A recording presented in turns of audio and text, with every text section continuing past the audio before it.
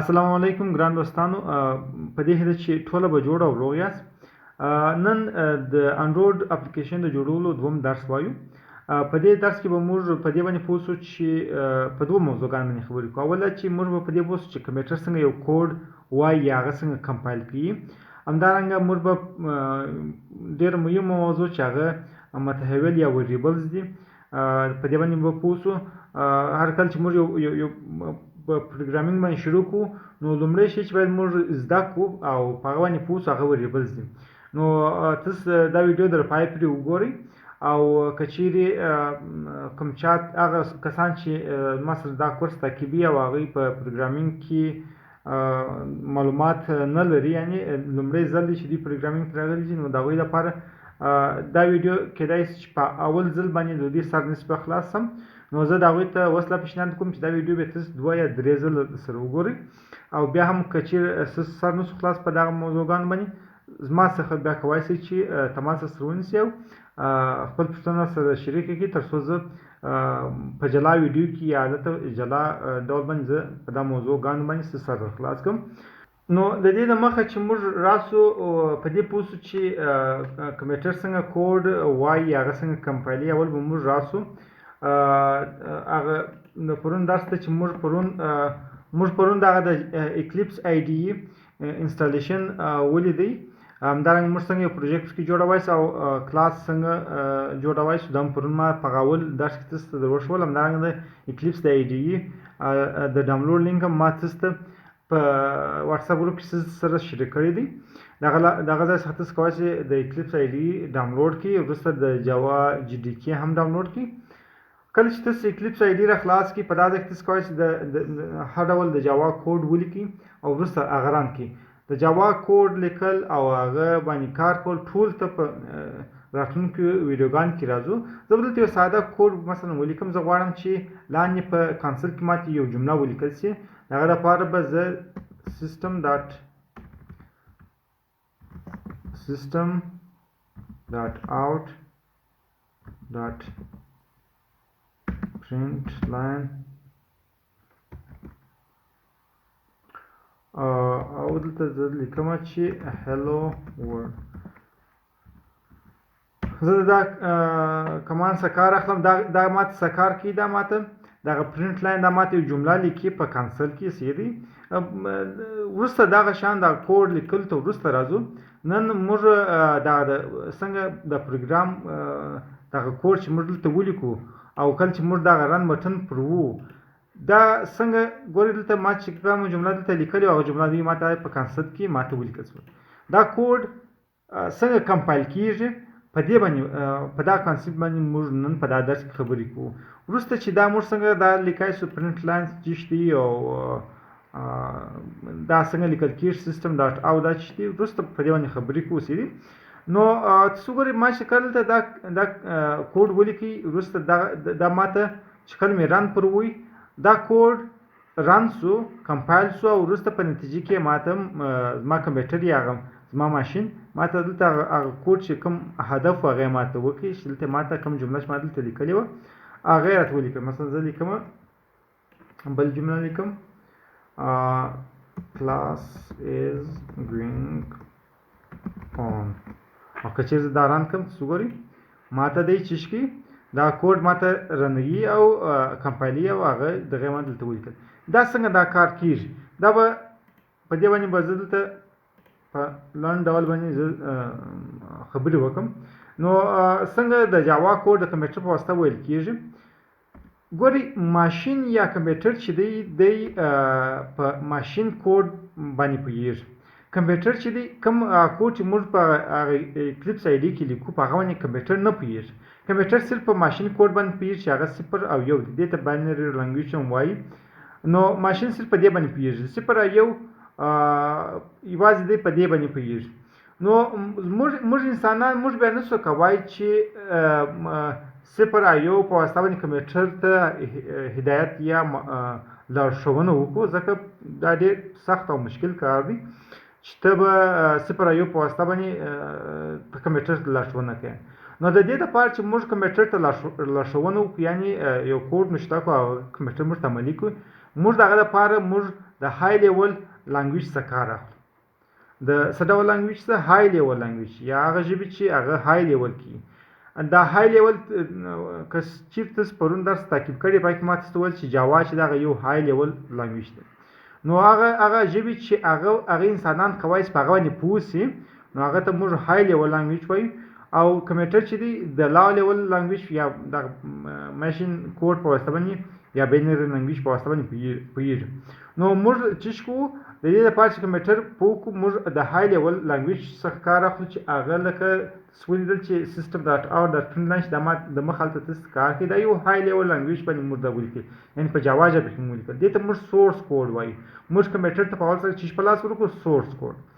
وروسته دا سورس کوډ باندې یو اندازه کارونه ترسره کېږي چې په نتیجه کې دا سورس کوډ په ماشین کوډ باندې اوړي او وروسته کمپیوټر په پوهېږي. کمپیوټر ډایرکټ په سورس کوډ باندې نشي پیدایي، لکه څنګه چې موږ انسانان په ماشین کوډ باندې نه پوهېږي، کمپیوټر بیا په سورس کوډ باندې ډایرکټ نشي پیدایي. اول باید دغه سورس کوډ دلته دا سیسټم ډاټ آوټ ډاټ پرنټ لاین های کلاس دا اول باید دلته کمپیوټر ته په 0 په دغه بینري لانګویج باندې ترجمه سي، وروسته کمپیوټر په پیدا سي. نو دا څنګه ترجمه کېږي؟ اول کله چې موږ سورس کوډ ولیکو په جاوا ژبه کې دا څنګه ترجمه کېږي؟ اول دا سورس کوډ د کمپایلر په واسطه باندې په بایټ کوډ باندې اوړي. سورس کوډ چې دی دا چې کله موږ ولیکو دا په بایټ کوډ باندې اوړي. بایټ کوډ هم موږ نسو ویلی، موږ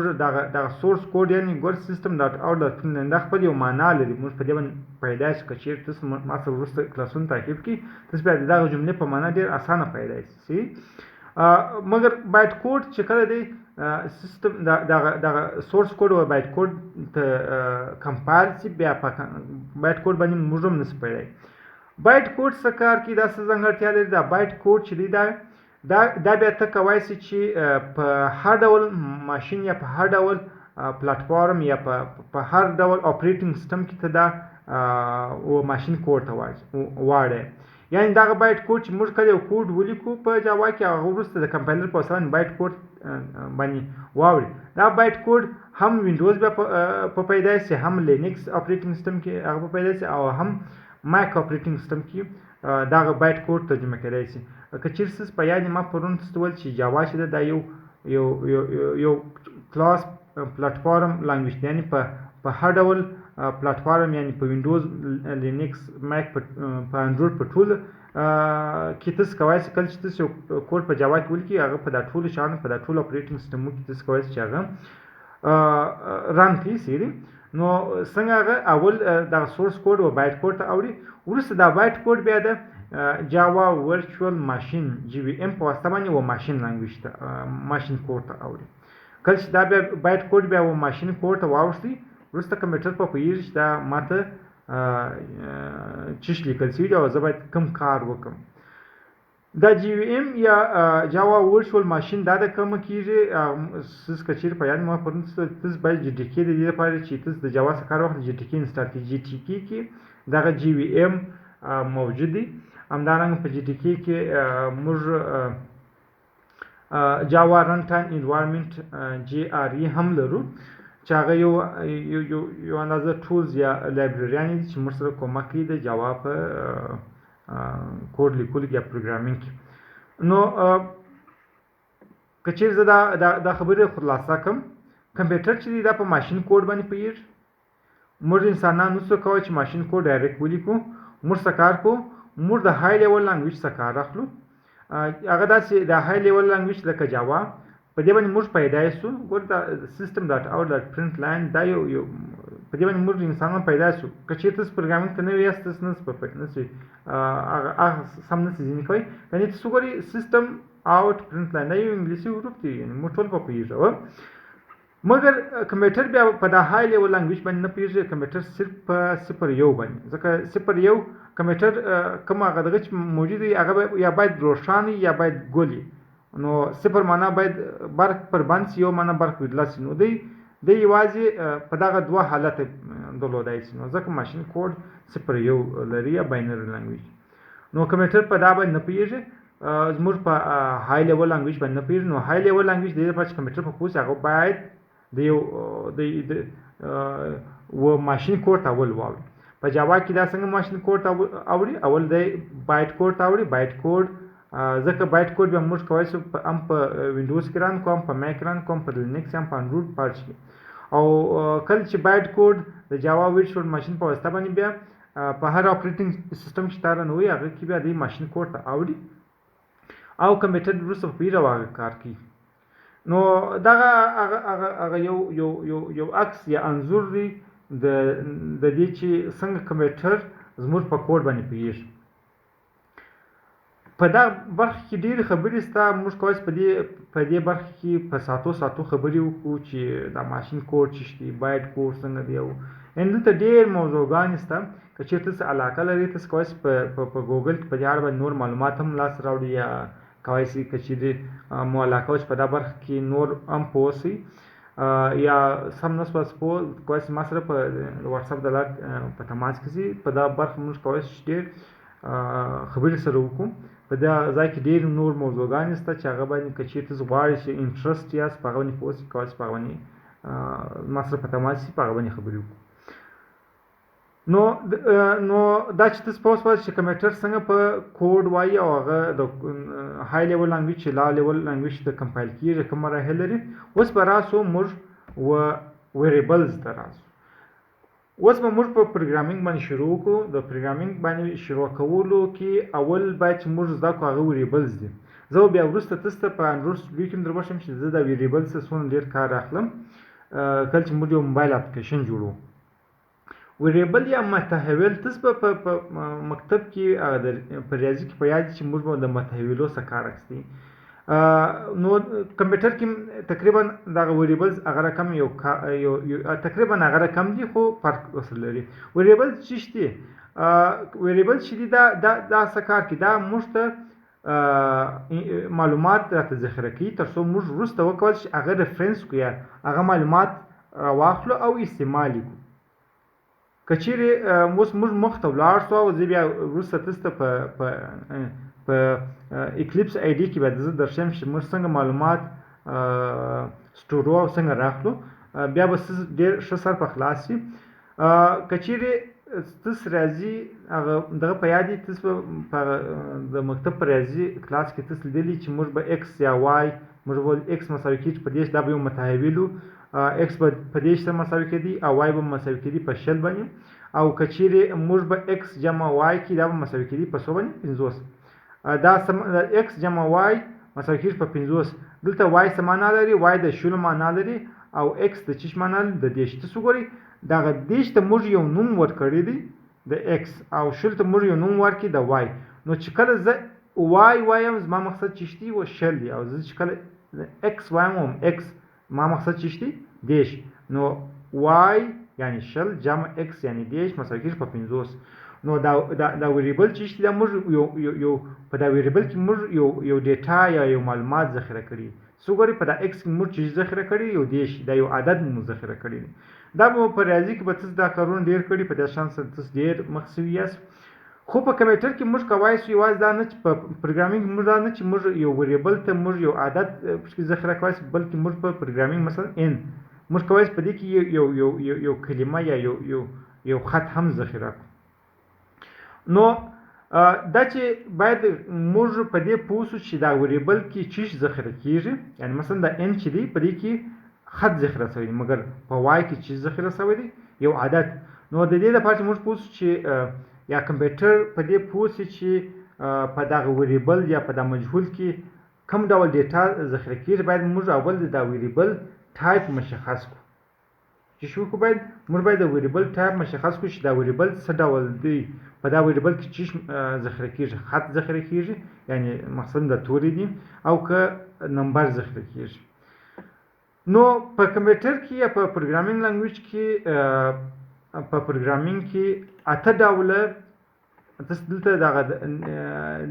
ډیټا ټایپ وینئ موږ اته ډوله ډیټا ټایپ لرو هغه پریمیټیو یا اولنی ډیټا ټایپ چې دي اته ډوله لرو دغه زه تاسو ته پیشنهاد کوم تاسو دغه څخه یو سکرین شاټ واخلئ ځکه دا وروسته بیا تاسو ته ډېر په درد خوړل کېږي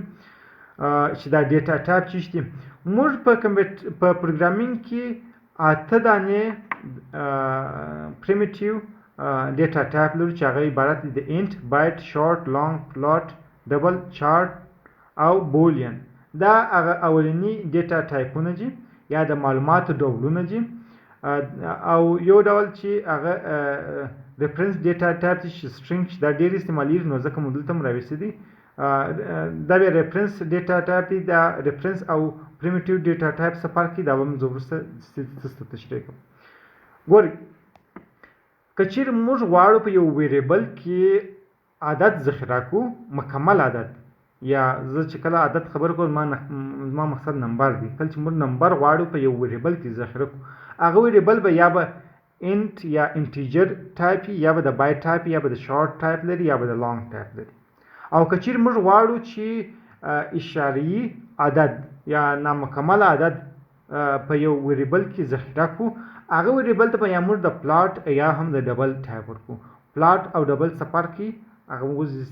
زه تشریح کوم دغه څلور خپل په منځ کې څه فرق کوي دا به زه تشریح کوم که چیرې موږ غواړو په یو ویریبل کې یا په یو متحول کې یو توری ذخیره کړو نو هغه متحول ته باید موږ د 4 دغه ورکړو ډیټا ټایپ ورکړو او که چیرې موږ غواړو یو مکمله جمله کې په یو متحول کې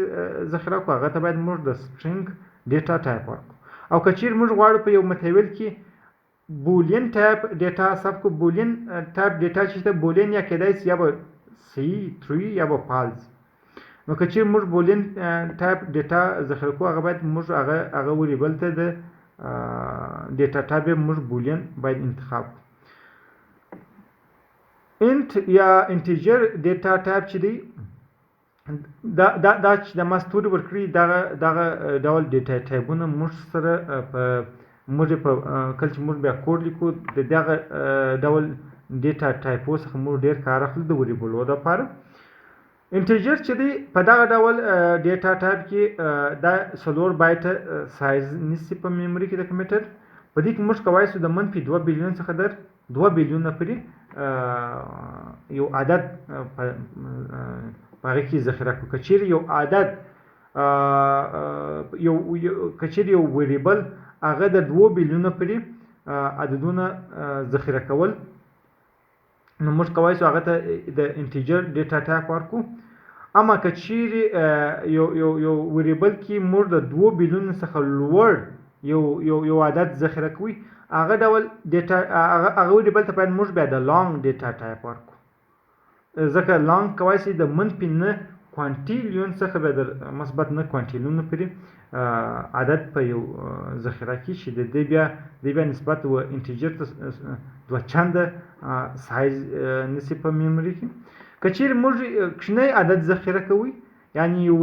ویریبل چې و هغه یو کوچنی عدد پکې ذخیره کېدی مثلا د -128 څخه بیا د 128 پورې نو هغه دپاره موږ کولی شو هغه ته یو بایټ ډیټا ټایپ ورکړو ځکه بایټ چې دی دا بیا لږ سایز نیسي په میموري کې شارټ چې دی شارټ بیا څه کار کوي دا هم موږ ته عدد ذخیره کوي خو فرق یې د نور سره چی دی چې دی د -2 څخه بیا د 288 پورې یا د مثبت 2 څخه د 288 پورې عدد چې کولی شي ذخیره کولی شي یعنی که چیرې موږ په دغه دوو انټروال کې موږ یو عدد غواړو ذخیره کړو هغه دپاره باید موږ د شارټ څخه کار واخلو نو عموما په کله چې موږ یو پروګرام لیکو په هغه کې موږ د انټیجر څخه کار اخلو ځکه نسبت و لانګ ته لږ سایز نیسي خو د -2 څخه در 2 بیلیونه پورې په دغه ساحه کې یا په دغه انټروال کې موږ ته دې کولی شي یو عدد ذخیره کړو عموما چې موږ کله پروګرامینګ کوو موږ د دې غټ عدد نه ذخیره کوو نو ځکه د انټیجر څخه ډېر کار اخیستل کېږي خو کله چې موږ غواړو یو دغه ذخیره کړو یو اشاریه عدد ذخیره کړو هغه ویریبل ته باید موږ د انټیجر یا د لانګ یا د شارټ دغه ډیټا ټایپ باید موږ هغوی ته ونه ټاکو ځکه بیا اشاریه عدد دوی بیا هغه اشارې صرف نظر کړي د هغوی دپاره هغه ډول عدد ویریبل دپاره باید موږ د پلاټ یا د ډبل څخه کار واخلو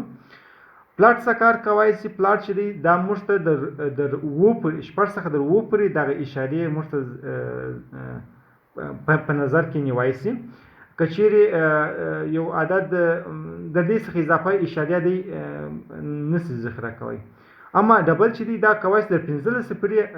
اشاریې عددونه هم ذخیره کړي.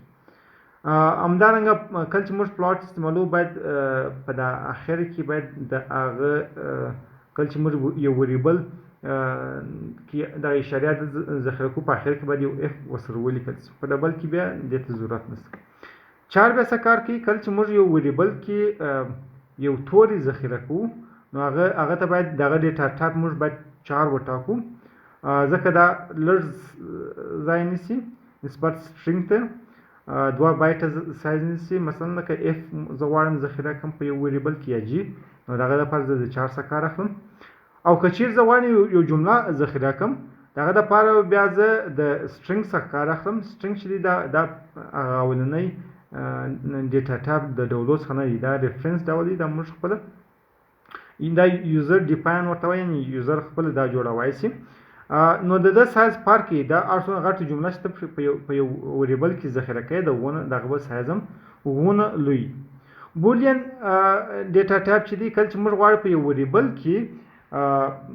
صحیح یا هم غلط ذخیره کړو، یعنې ټرو یا فالس دغه دوه حالته ذخیره کړو، دغه دپاره موږ د بولین څخه کار اخلو. چې ګورو بولین یو بیت ځای نیسي ځکه دی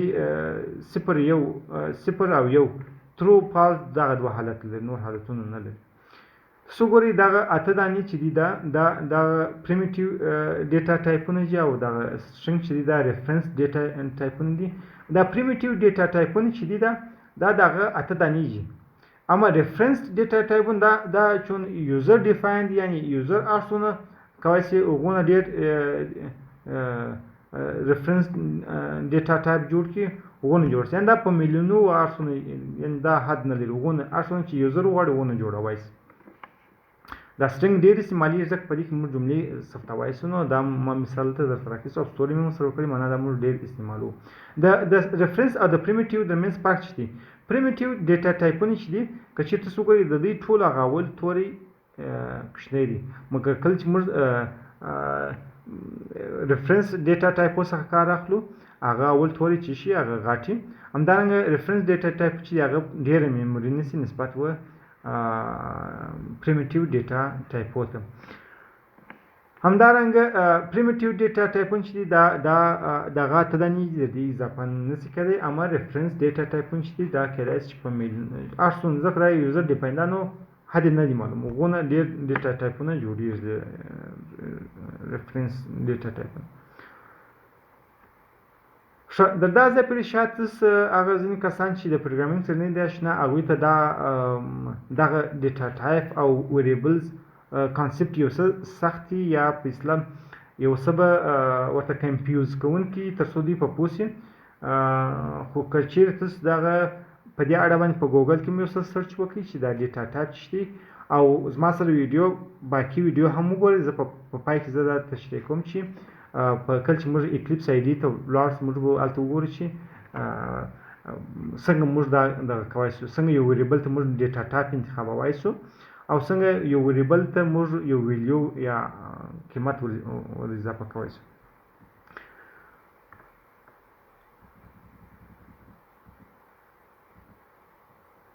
راسي اوس به وګورو چې موږ څنګه کولی شو یو ویریبل جوړ کړو. لکه څنګه مو د مخه درته وویل د دې دپاره چې موږ یو ویریبل جوړ کړو اول به زه د هغه ډیټا ټایپ ټاکم. زه اوس ګوره فون نمبر دا زما یو ویریبل دی، دا ما یو نوم وټاکئ. زه دغه نوم دپاره زه کولی شم هر ډول ډیټا په دې کې ذخیره کړم. زه غواړم په دا فون نمبر کې څه ډول ډیټا ذخیره کړم. نو تلیفون نمبر عموما عدد یاوه هغه مکمل عدد اشارې نه، نو د ده ډیټا ټایپ اول زه ټاکم. ډیټا ټایپ د ده د څه شي انټیجر یا انټ، ځکه زه په تلیفون کې څه کوم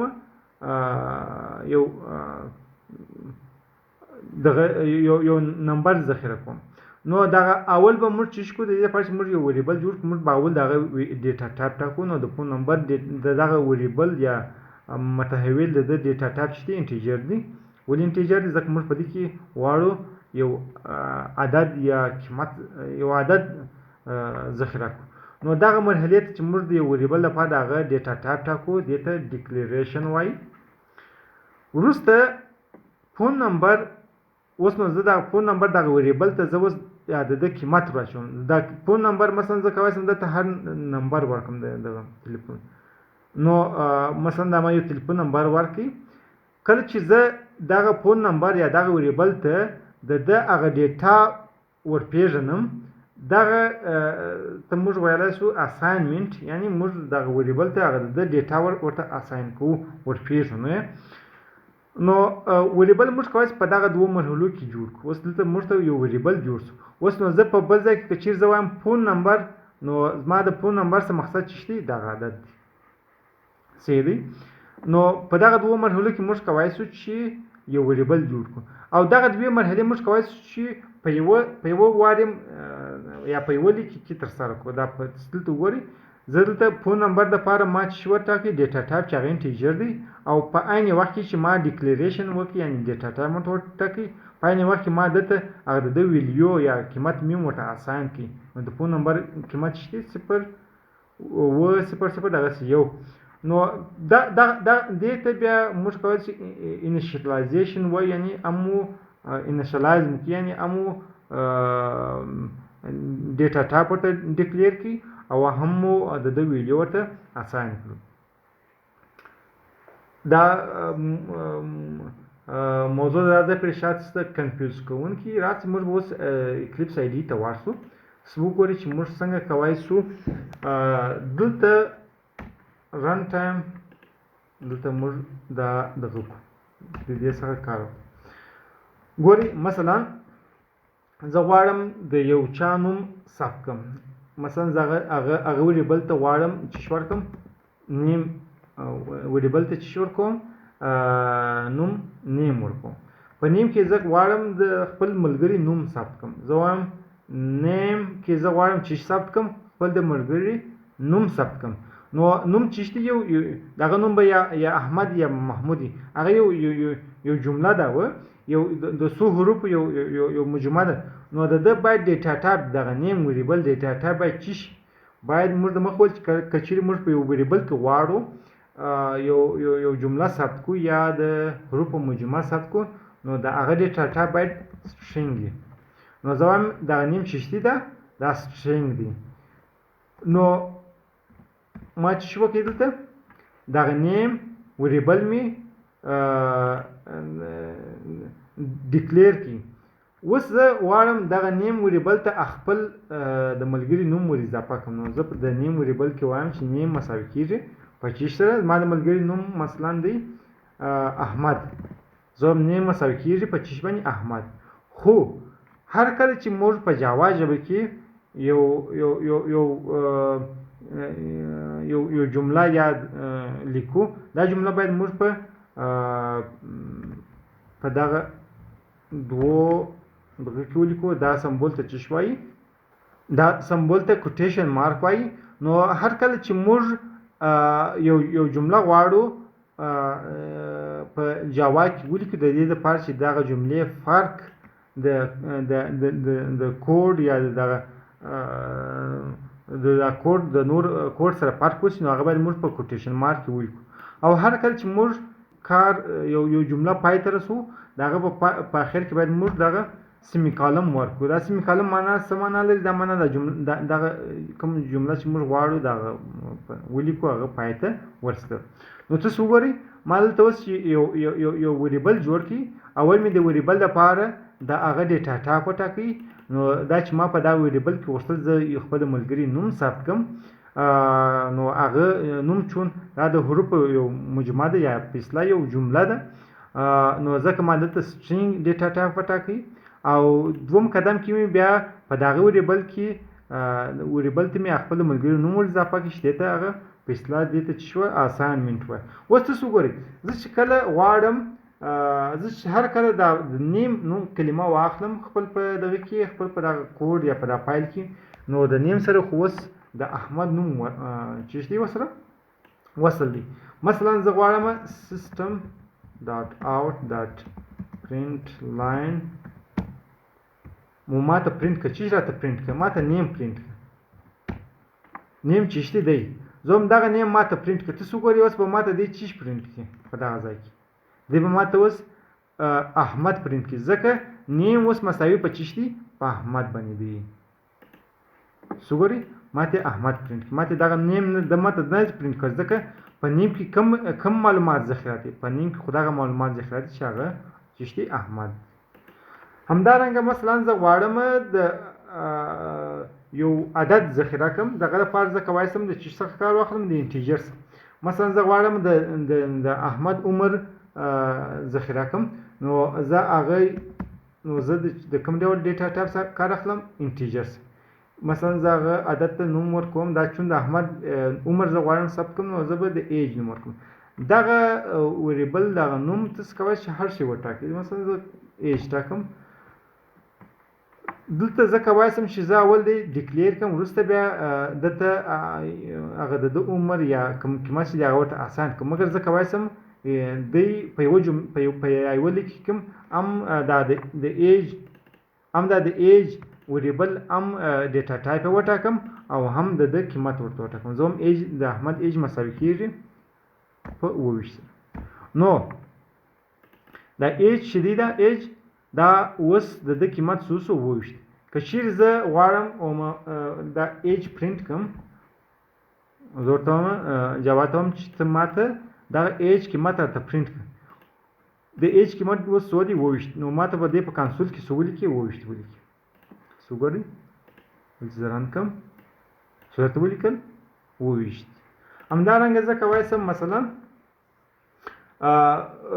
بولین ټایپ ډیټا ویریبل هم جوړ کړم زه هم بولین یو او اضافه شول بولین مثلا از مورنینګ آیا سهار دی مساوي کوم په 25 سره دا ما نوم ورته وټاکلی که چیرې زه ترو ولیکم معنا سی نو اوس دا د از مورنینګ آیا سهار دی د قیمت چې دی ترو دی که چیرې زه اوس از مورنینګ دغه کړم پرینټ کړم ماته به په کنسول کې چې ولیکل شي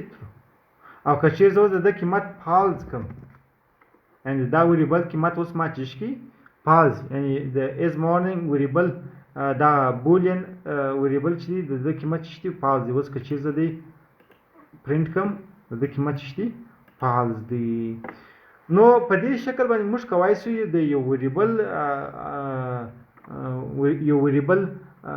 جوړ کړو د ویریبل د جوړولو لپاره اول موږ چې شو د ویریبل ډیټا ټایپ انتخابو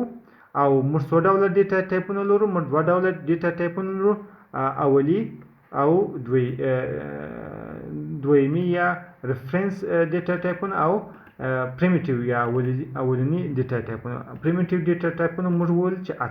اته ډوله دي څو ډوله دي اته ډوله دي او ریفرنس ډیټا ټایپونه دا اینډ لیست یعنی دا خو نو یوزر ډیفاین کی یوزر یې جوړي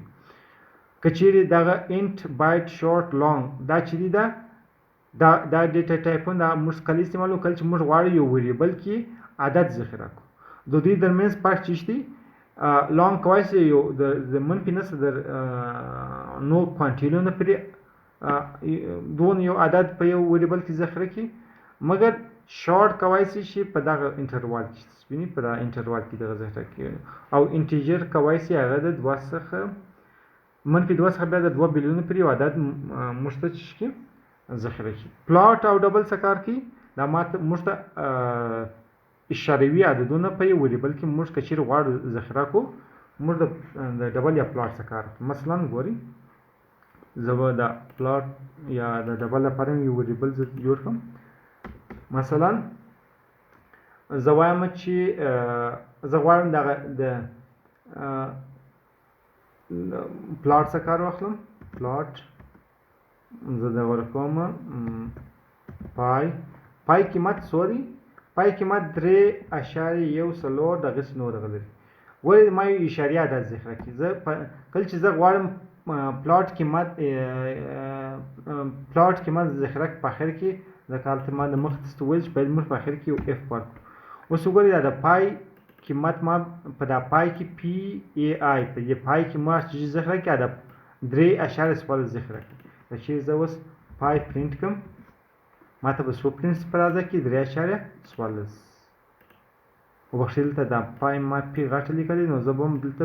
ولې جاوا چې دا کیس سنسیټیو ده نو زه به دلته پی غټه لیکم، زه په دا ځای کې پی غټه ده. ما په کوچني پی باندې پای ولیکي، هغه ماته ایرر په لاس راکړي. څه ګورئ ایرر په لاس راکړي وایي دغه پای چې دی دغه په دغه نامه باندې کوم ډیټا نشته، په دغه پروجیکټ کې نشته. نو زه به ورته غټ کړم و چې زه دی رن کړم. څه ګورئ 3.14 ماته دلته پرنټ شوله. اخره که چیرې زه دغه پای ډیټا ټایپ و انټیجر ته واړوم، څه دی دی اوس ماته ایرر راکړي. دی وایي چې څه راته وایي مس میچ ټایپ مس میچ، د ډیټا ټایپ درمنځ یو میچ نه کېږي. زه غواړم دلته چې یو اشاریه عدد په چیش کې ذخیره کړم، په پای کې. پای چیش دی؟ دا یو انټیجر دی، یعنی یو مکمل عدد زه په دې کې ذخیره کولی شم. نو زه دلته پلاټ یا یو اشاریه عدد نشم چې ذخیره، نو ځکه ماته دی چې راکړي ایرر راکړي. که چیرې نو زه به دا بیرته چې ته واړم ډبل ته واړم، پلاټ ته به واړم. پلاټ کې همدارنګه ګور تاسو که چیرې تاسو غواړئ چې مثلا زه غواړم چې مثلا انټیجر پرووینس سیټي به ورکړم، ښار د ښار نوم زه غواړم ذخیره کړم. سیټي هم مساوي کېږي مثلا په کندهار سره. څه ګورئ ماته ایرر راکړي. دا سیټي ته یعنی ښار دا ما دلته څه ډول ډیټا ټایپ ورکړ د انټیجر، اما زه اوس په دې کې چیش کوم، زه دلته د سټرینګ یو جمله په لاس ورکوم، نو ځکه ماته دی څه ګورئ ایرر په راسه کې ټایپ مس میچ. نو دلته هلته په دا ځای کې ماته دلته ګور څه لیکلي دي چې تاسو دغه سټرینګ ته واړوئ. نو زه به دی که چیرې اوس زه سټرینګ ته واړوم اوس ایرر، ځکه د سیټي ډیټا ټایپ اوس چې دی سټرینګ دی. سټرینګ کې موږ چې کولی شي جمله ذخیره کولی شي. اوس که چیرې زه سیټي پرنټ کړم ماته به دی چې شو کې دلته کندهار راته لیکي، څه دی. نو دا موږ کولی شو په دې شکل باندې ویریبل جوړ کړو او هغه ته ډیټا ټایپ انتخاب کړو. دا ډیټا ټایپ چې دی دا خورا مهمه موضوع ده د پروګرامینګ لنګویج کې. زه بیا هم په دې باندې څه کار وکړم. تاسو هر ډول سوال لرئ په دې برخه کې ما سره کولی شئ. شاید هغه کسان چې پروګرامینګ سره نه دي اشنا او لومړی ځل دی چې ډیټا ټایپ سره مخامخ کېږي، شاید هغوی لپاره د یو څه سختي په دې باندې پیدل. که چېرې تاسو په دې اړه باندې نور معلومات هم د ګوګل یا یوټیوب سره لاسته راوړئ یا ما سره وروسته په تماس کې شئ، ما سره په دې اړه باندې خبرې وکړي، سوال راسره وکړي، او نو تاسو کولی شئ په دې کې په دې اړه باندې ډېر ښه پوه اوسئ. زه بیا اوس دلته په انډرویډ سټوډیو کې زه در ورشم. ګورئ په انډرویډ سټوډیو کې دا زما کوم پښتو انګلیسي ډکشنري پروجیکټ دی. څه ګورئ په دغه اول سر کې ما دلته چیش کړي چې دلته ما ډیکلیریشن یا د هر ویریبل ګوره ټیبل نیم دا یو ویریبل دی، ما د اول ته چې ټاکلی دی ډیټا ټایپ مې ټاکلی. وروسته ما دې چیرې ډیفاین کړی دی دلته مې ډیفاین کړی دی. ټیبل نیم چې دی ټیبل پښتو انګلیش، دا بیا ما په دې په واسطه باندې بیا زه ټاکلی شم چې زه اوس د کوم ټیبل څخه یعنې د ډیټابیس د کوم ټیبل څخه زه یوزر ته لغات راواخلم. دا زه د چې په واسطه باندې ټاکم، زه ټیبل نیم دلته ورته انتخابولی شم تر څو ماته دغه سره کار واخلي. نو څه دا ټیبل نیم ګوره دا ټیبل نیم چې دی دا چې دی یو سټرینګ ټایپ دی سټرینګ، او څه ګورئ ما په دې کې چې ذخیره کړي. ګورئ ما یو کلمه پکې ذخیره کړې، په دې کې خو عدد نه دی ذخیروم. همدارنګه څه ګورئ دلته ما ځین دغه ټکسټ وي و، همدارنګه کارډ وي و، شیر پریفرنس، دا ګورئ دا هم ډیټا ټایپونه دي، خو دا هغه اولنی یا پریمیټیو ډیټا ټایپونه دي، دا ریفرنس ډیټا ټایپونه دا یوزر. ګورئ په انډرویډ کې بیا موږ شیر ریفرنس څخه کار اخلو. دا چا جوړ کړي؟ دا یو هغه کسان چې انډرویډ اپریټینګ سیسټم جوړوي دا هغوی جوړ کړي دي. سیدي نو کله چې موږ پروګرامینګ کې کار کوو یا مثلا خصوصا په انډرویډ کې کله چې موږ کار کوو، موږ به ډېر د پریمیټیو ډیټا ټایپو څخه د وبخښئ د ریفرنس ډیټا ټایپو څخه به ډېر کار وکړو. شیر ریفرنس چې دی د یو ډول ډیټا ټایپ دی. همدارنګه څه ګورئ زه بولین راوښیم. ګورئ دلته بولین ډي ټایپ یعنی د ډکشنري ټایپ څه ډول ډکشنري څخه به زه کار واخلم پښتو که د انګلیسي څخه دا یو وریبل دی د ډیټا ټایپ ما چې ورته ټاکلی دی بولین ورته ټاکلی نو دی دوه قیمته پیدا کولی شي تاسو بیا وګورئ زه بیا د ده قیمت زه د چې څه اخلم هغه بیا زه دلته نن بیا نور خبرې چې کله موږ په انډروډ کې وایو نو تاسو وګورئ کله چې زه په یو انډروډ کې یو کلاس جوړوم لیکم په اول سر کې زه د خپل وریبلو هغه ډیټا ټایپونه ډیفاین کوم دا زه ما غوښتل زه دا در وښیم په دې خاطر چې تاسو په پوه شئ چې کله موږ بیا انډروډ ډیولپمنټ ته راغلو دا د یو وریبل ډیټا ټایپ ټاکل ډېر مهم دي دلته وګورئ انټیجر دا ورډ کاونټر دی دا یو وریبل دی دا څه کار کوي دا موږ ته د کلمو شمېر راښیي چې څو کلمې دي بیا زه د هغه پر اساس باندې په انټرنیټ سرچ کوم د هغه څخه بیا زه یوزر ته دغه راخلم د انټرنیټ څخه معلومات راخلم چې تاسو موږ پښتو ډکشنري استعمال کړي بیا تاسو هغه ته راکتای شئ نو ډېره مننه چې ویډیو مې در پای پورې راسره وکتل هر ډول سوال دغه لري زه پوهېږم هغه کسان چې پروګرامینګ کې نوي دي هغوی ته به ډېر سوالونه پیدا شوي هغه کسان چې پروګرامینګ سره پیدا هغوی ته نو دا په درس خورا ډېر اسان دي ځکه ډیټا ټایپ هغه اول شی دی چې موږ په پروګرامینګ کې وایو او کسان چې د پروګرامینګ سره نه وي هغوی لپاره یې څه کنفیوز کوونکی دی نو تاسو هم د دې توقع مه کوئ چې په اول سر کې به ستاسو په دغه موضوع باندې داسې ښه سر خلاص شي ځکه چې هر څوک چې اول راځي دا ډیټا ټایپو باندې سر نه خلاص کوي دا بیخي اسانه موضوع ده نو ډېره مننه چې ویډیو مې د پای پورې راسره وکتل هر ډول سوال پوښتنه لرئ زما سره د واتساپ د لارې شریک کولی شئ زه 40 ستاسو په خدمت کې یم کولی شم هر ډول پوښتنې چې هغه درته حل کړم نو بل درس ته پرې ښه وخت سته غواړم بل درس به انشاءالله د زوم د لارې هم ولرو که چیرې موقع برابره شوله بل درس به هم د زوم د لارې او د هغه دپاره ویډیو هم جوړو په راتلونکي درسونو کې بیا موږ په دې باندې نور کار هم وکړو نو ښه وخت سته غواړم